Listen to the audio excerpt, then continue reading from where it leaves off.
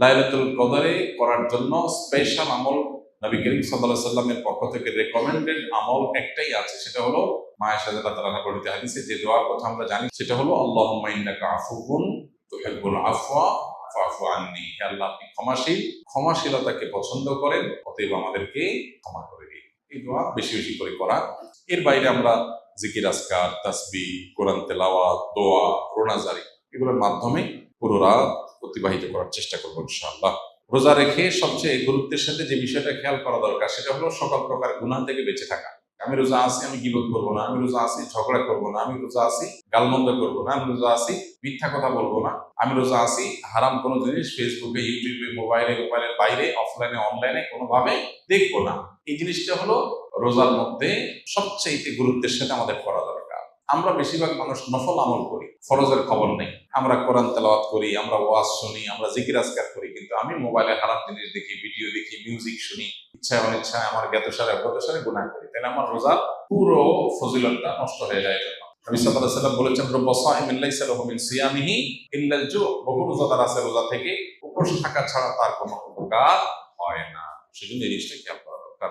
আর এর পাশাপাশি নফল আমলের ভিতরে সবচেয়ে বেশি করণীয় কোনটা, যদি সেটা বলেন তাহলে বলবো রমজান মাসে কোরআনে কারীমের প্রতি আমাদের বিশেষ গুরুত্ব থাকা উচিত। এর বাইরে দোয়াটা বেশি বেশি পরিমাণে করা দরকার আমাদের।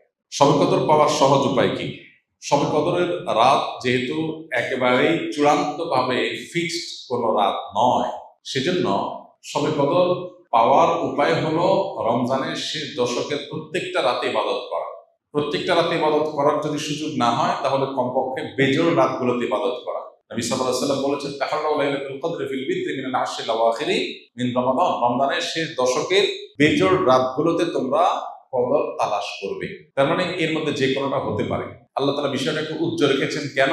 হাফেজ ইবনে হাজার আসকালী রাহমাতুল্লাহ আলাইহি বিশ্ববিখ্যাত হাদিস ব্যাখ্যাতা, হাদিস বেত্তা, তিনি সহিহ বুখারীর বিখ্যাত ব্যাখ্যা গ্রন্থ ফাথুল বারীতে লিখেছেন যে আল্লাহ রাব্বুল আলামিন লাইলাতুল কদর নির্দিষ্ট একটা রাতকে ফিক্সড করে না দিয়ে, এই যে শেষ দশক আবার বেজোড় রাতগুলোর মধ্যে সম্ভাবনা বেশি, এটা করেছেন যাতে করে আমরা বেশ কয়েকটা রাত ধরে ইবাদত করতে পারি।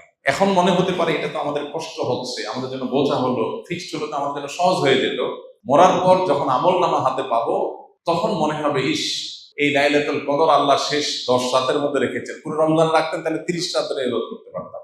কারণ তখন লাভটা চোখে আসবে এবং দেখা পড়বে। এই জন্য লাইলাতুল কদরের জন্য শেষ রাতে বেশি বেশি ইবাদত করতে হবে। এটা হলো লাইলাতুল কদর পাওয়ার সহজ উপায়। আরেকটা সহজ উপায় আছে, সেটা হলো ইতিকাফ, যেটা এতক্ষণ বললাম। আপনি মসজিদে যদি ইতিকাফ করেন তাহলে লাইলাতুল কদর পাওয়াটা এমনিতেই সহজ হয়ে যাবে। এমনকি ইতিকাফকারী ব্যক্তি যদিও শেষ দশকে নবী সাল্লাল্লাহু আলাইহি ওয়াসাল্লাম রাত জেগে থাকতেন, যদি কোনো কারণে তিনি ঘুমাতে হয়েছে, ঘুমিয়েছিলেন, তারপরে ইতিকাফকারী ব্যক্তি ঘুমাইলেও সেটা ইবাদতের মধ্যে। বাসার ঘুম আর মসজিদে ইতিকাফকারী ঘুমের মধ্যে পার্থক্য আছে। মসজিদে অবস্থানটাই ইটসেলফ একটা ইবাদত।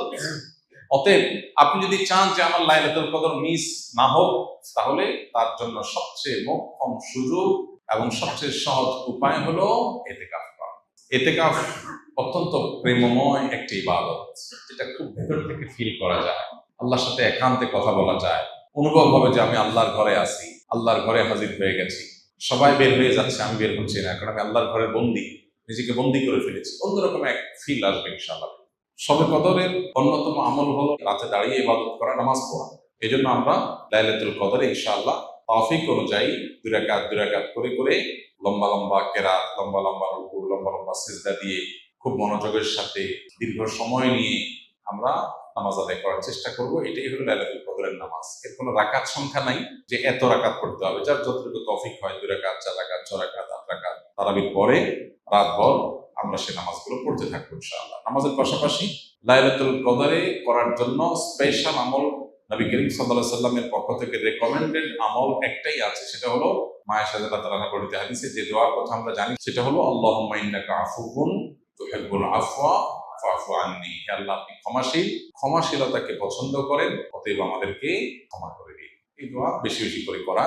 এর বাইরে আমরা জিকির, আজকার, তাসবিহ, কোরআন তেলাওয়াত, দোয়া, রোনাজারি এগুলোর মাধ্যমে পুরো রাত অতিবাহিত করার চেষ্টা করবো ইনশাআল্লাহ।